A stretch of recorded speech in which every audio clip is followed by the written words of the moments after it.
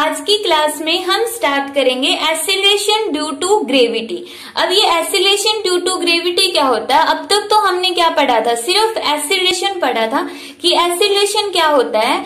Change in velocity, change in velocity divide by time, change in velocity divide by time.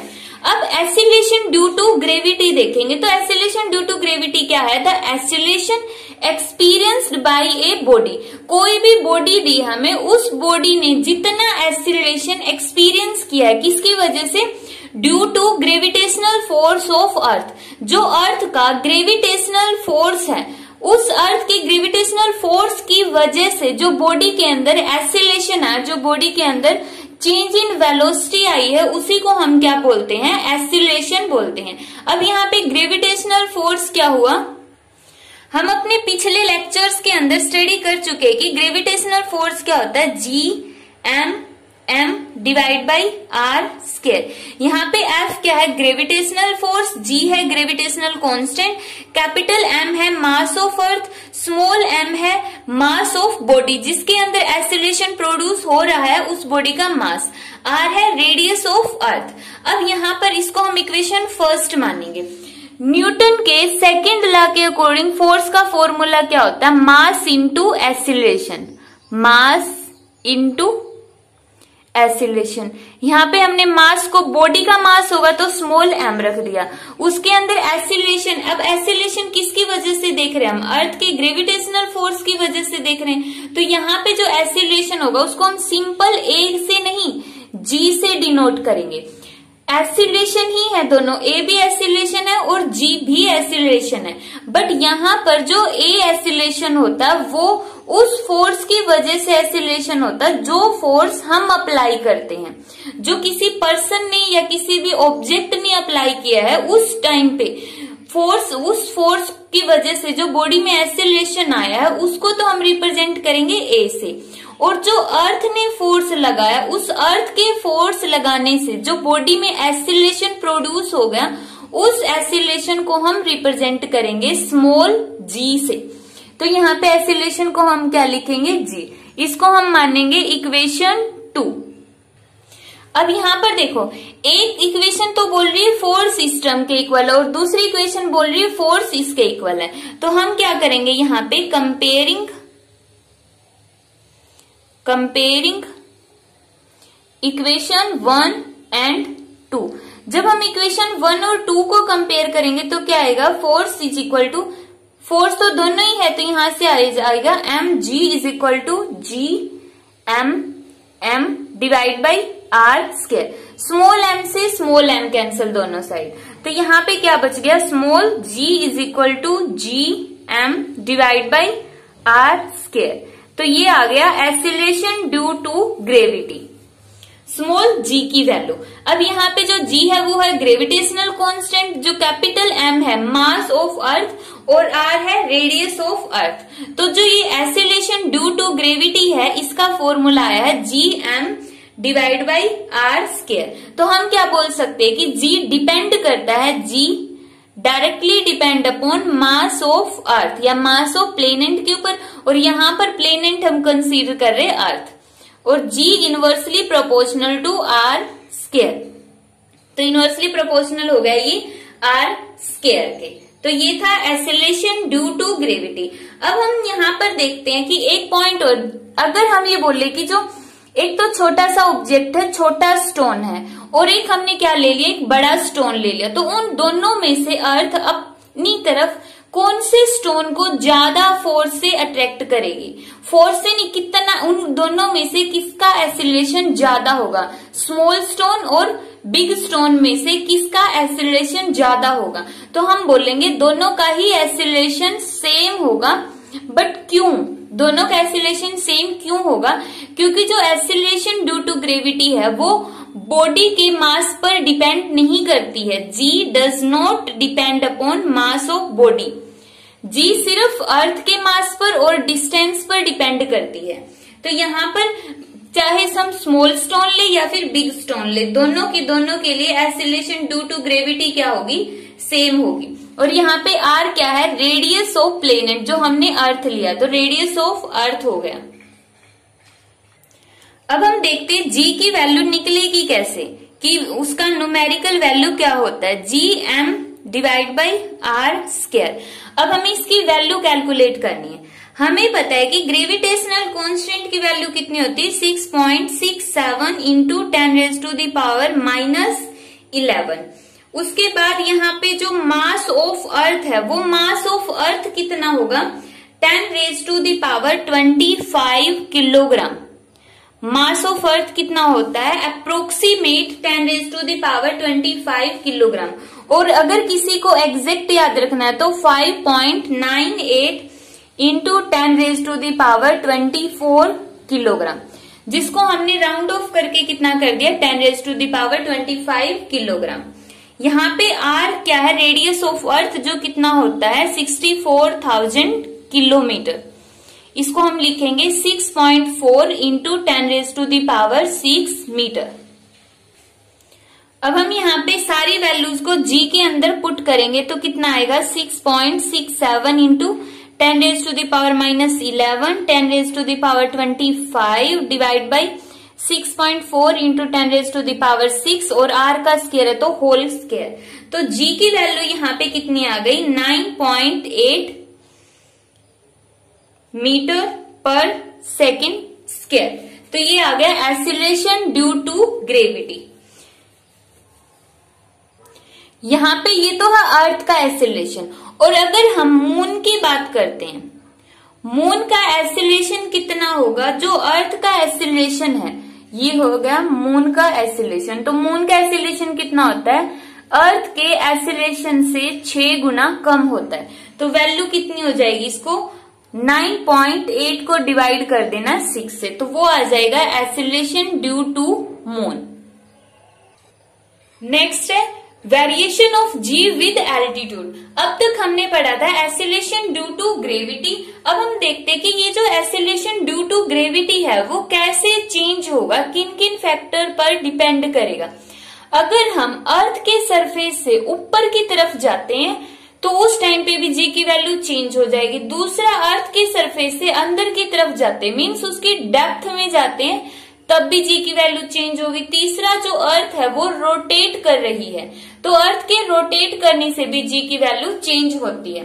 तो ये है g का variation. अब हम स्टार्ट करते हैं कि हाइट के साथ जो g की वैल्यू है वो कैसे चेंज होती है। Variation of g with altitude. Altitude means उसकी हाइट के साथ g कैसे वेरी करेगा।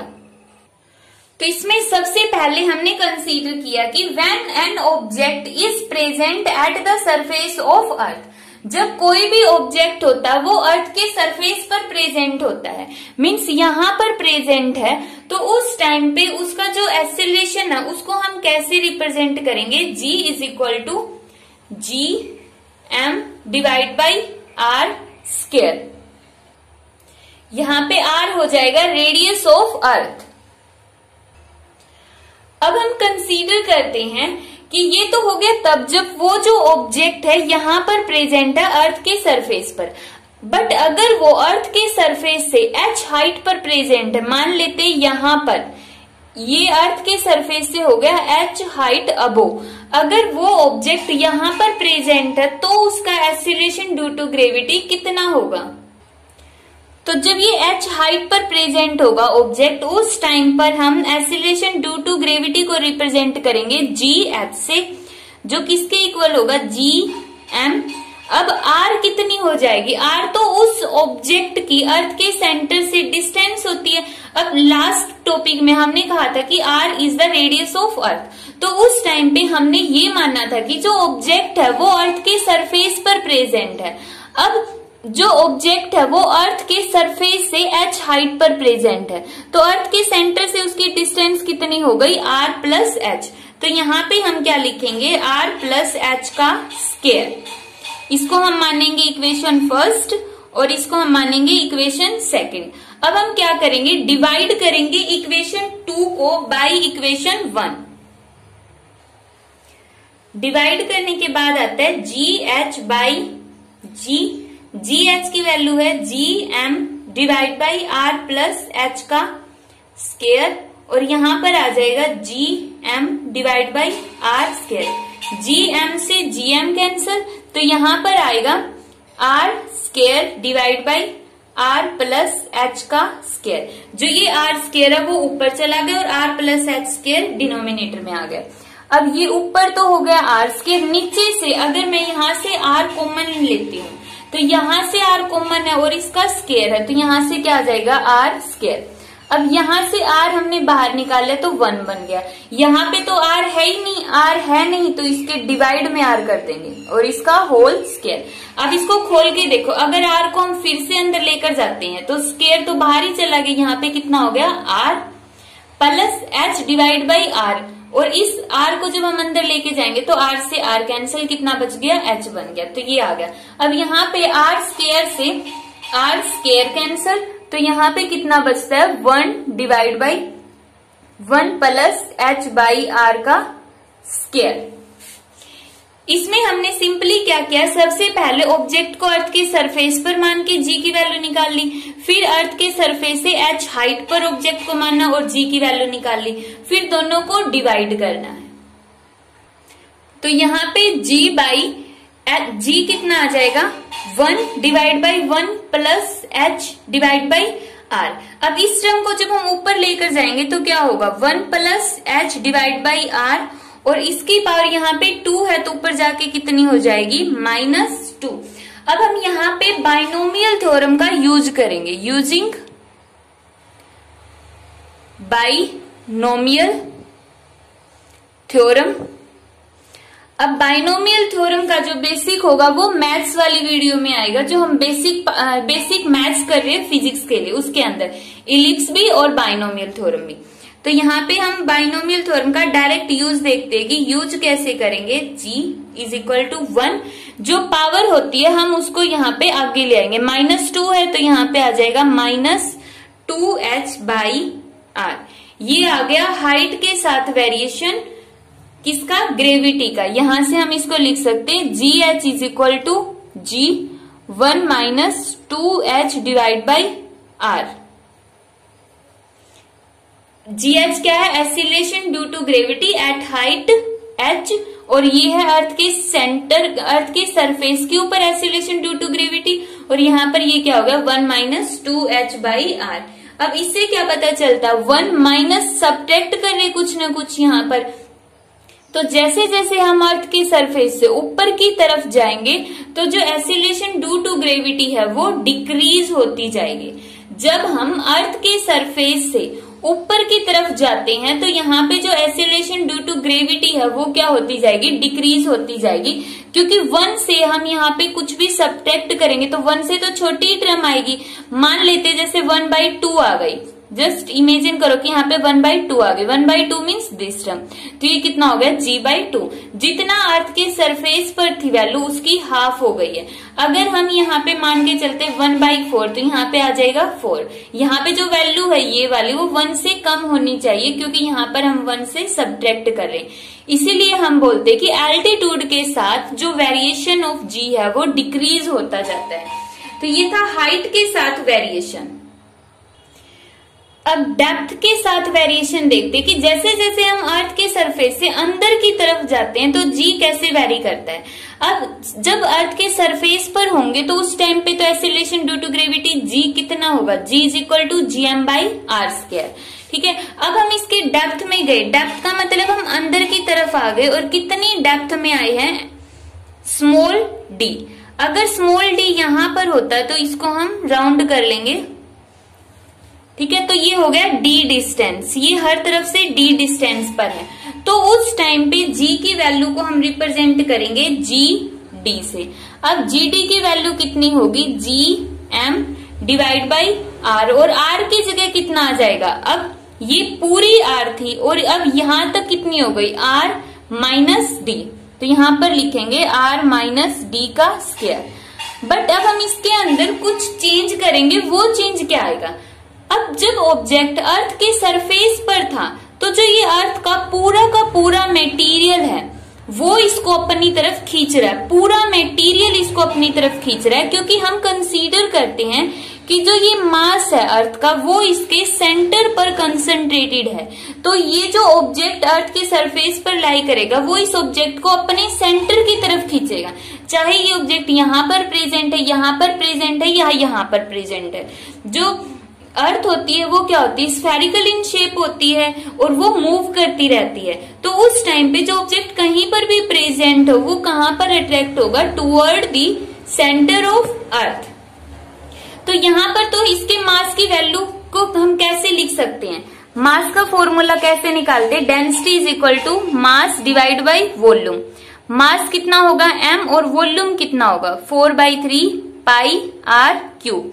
3 को हम ऊपर ले जाएंगे तो कितना हो गया 3m/4 पाई r क्यूब, या 3 को नीचे लेके जाने की भी जरूरत नहीं क्योंकि हमें तो मास की वैल्यू चाहिए ना, तो यहां से मास की वैल्यू निकाल लो। ये जो नीचे वाली टर्म है इसको लेफ्ट साइड में ले जाओ तो कितना हो गया 4/3 पाई r क्यूब रो। ये आ गया मास ऑफ अर्थ। अब इस मास ऑफ अर्थ की वैल्यू को हम यहां पर प्लेस कर देंगे तो यहां पे आ गया g divide by r square और यहाँ पे कितना है 4/3 pi r cube rho. r square से r स्क्वायर कैंसिल तो यहाँ पे बच गया 4g pi r rho divide by 3। तो यहाँ पे ये आता है हमारे पास g की value at the surface of earth 4/3 pi g pi r और रो। यहाँ पर हमें मास की वैल्यू क्यों पुट करने की जरूरत पड़ी जबकि हाइट के अंदर हम पुट नहीं कर रहे थे, उसका रीजन अभी समझ में आएगा।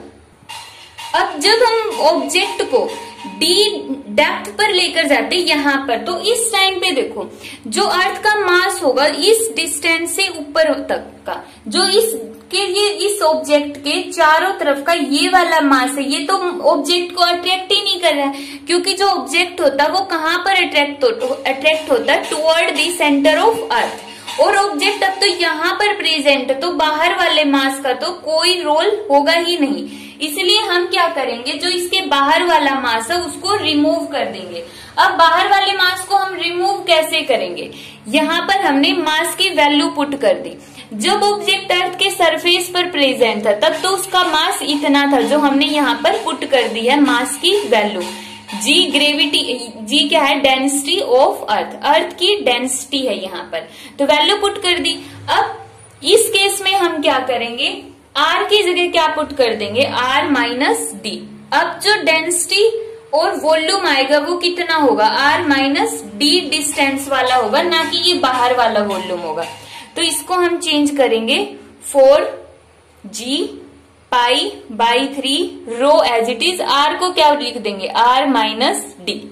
अब ये चेंज होगा। अब जो यहाँ पर हमने मास इंक्लूड किया है सिर्फ ये वाला मास इंक्लूड किया है, इसके अंदर वाला जो बाहर वाला मास है उसको हमने रिजेक्ट कर दिया है क्योंकि बाहर वाला मास बॉडी को अपनी तरफ अट्रैक्ट ही नहीं कर रहा है। अट्रैक्ट कौन सा मास करेगा, जो इस स्फीयर के अंदर लाई करता है क्योंकि इस टाइम पर ऑब्जेक्ट यहाँ पर प्रेजेंट है। अब इसको इक्वेशन फर्स्ट मान लो और इसको इक्वेशन सेकंड।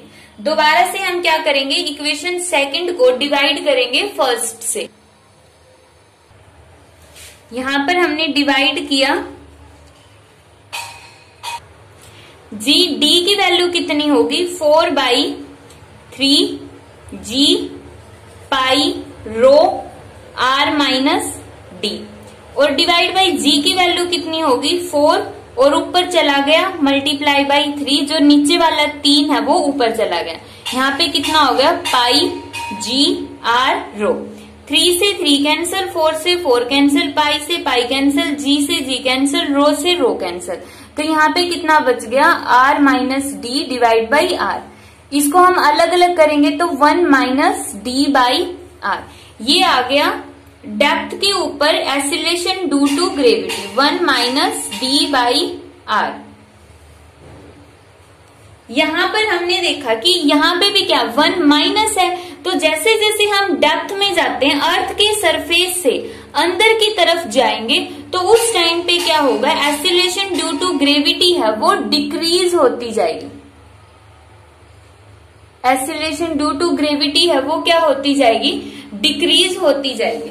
तो इस तरह से हम डेप्थ के ऊपर भी एसिलेशन ड्यू टू ग्रेविटी निकाल सकते हैं। नेक्स्ट है variation of G due to shape of the earth. Due to gravity नहीं, ये क्या है, variation of gravity with the shape of earth. अब हमें पता है जो अर्थ की शेप है वो कैसी होती है, इलिप्स की फॉर्म में होती है, स्लाइटली इलिप्टिकल होती है, थोड़ी सी चपटी होगी, ना कि बिल्कुल गोल होगी। तो यहाँ पर इस एक्सिस को जो कि स्लाइटली लॉन्गर है इसको हम बोलते हैं इक्वेटर। और जो ये थोड़ी सी छोटी साइड है इसको हम बोलेंगे पोल। और यहाँ पर हो गया अर्थ का सेंटर। तो जो इक्वेटर की डिस्टेंस है वो पोल से क्या है, बड़ी है। कितनी बड़ी है, 21 किलोमीटर। 21 किलोमीटर बड़ी होती है जो इक्वेटोरियल लेंथ होती है। मींस जो ये कंप्लीट लेंथ है, ये वाली लेंथ, इसके कंपैरिजन में कितनी बड़ी है, 21 किलोमीटर। अब देखो यहाँ पर क्वेश्चन ये आता है कि क्या अर्थ के ऊपर कहीं पर भी जाए जी की वैल्यू इतनी ही रहेगी 9.8। तो इसका आंसर क्या होगा, 9.8 तो कब आती है, जब हम आर की वैल्यू को कितनी रखते हैं, 64,000 किलोमीटर। अब जैसे हम इक्वेटर की तरफ गए, आर की वैल्यू क्या हो गई, इंक्रीज हो गई, बड़ी वैल्यू है। आर की वैल्यू बड़ी होगी इक्वेटर के ऊपर, तो जी की वैल्यू इक्वेटर पे क्या हो जाएगी, कम हो जाएगी। और पोल के अंदर आर की वैल्यू कम है। अगर आर कम है, डिनोमिनेटर में वैल्यू कम है, तो जी की वैल्यू क्या हो जाएगी, ज्यादा। तो यहाँ पर लिखेंगे हम पोल। और पोल की जो एसिलेशन ड्यू टू ग्रेविटी होता है पोल के ऊपर वो ज्यादा होता है इक्वेटर के कंपैरिजन में। मतलब अगर हम एक बॉडी रखते हैं जिसका मास m होता है, एक बार तो उसको हम यहाँ पर रखें और एक बार उसको हम यहाँ पर रखें, तो यहाँ पर उस बॉडी का एसिलेशन कितना होगा, ज्यादा होगा कंपैरिजन टू द हेयर। यहाँ पर रखेंगे। और अगर हम इसी तरह से जो पोल और इक्वेटर पर हम निकाल सकते हैं, ये बोल सकते हैं कि जैसे जैसे डिस्टेंस इंक्रीज होती है जी की वैल्यू क्या होती जाती है, डिक्रीज होती जाएगी। और अब क्वेश्चन ये आता है, अगर हम अर्थ के सेंटर पर रखें, यहाँ पर बॉडी रखेंगे, तो तब एसिलेशन ड्यू टू ग्रेविटी कितना होगा। अब सेंटर पे रखने का मतलब क्या है कि हम डेप्थ में जा रहे हैं। डेप्थ में गए तो जी डी का फॉर्मूला क्या था, जी 1 माइनस डी बाई आर। ठीक है। अब यहाँ पे डेप्थ का मतलब क्या होगा कि जो डेप्थ है, कितनी डेप्थ में गए हैं, आर डेप्थ में चले गए, क्योंकि यहाँ पर उसकी डिस्टेंस कितनी थी, आर थी। उसके बाद हम 0 तक जाने में कितनी डेप्थ कवर की हमने, आर डिस्टेंस को हमने कवर किया। तो डी की जगह हम क्या पुट कर देंगे, आर पुट कर देंगे। आर से आर कैंसिल, कितना बन गया 1। तो जी 1 माइनस 1, 1 में से बन गया 0। तो डेप्थ के ऊपर मीन्स अर्थ के सेंटर पर जो एसिलेशन ड्यू टू ग्रेविटी है उसकी वैल्यू कितनी आ गई है, जी की वैल्यू कितनी आ गई है, 0 आ गई है। तो अर्थ के सेंटर पर एसिलेशन ड्यू टू ग्रेविटी कितना होगा, 0 होगा।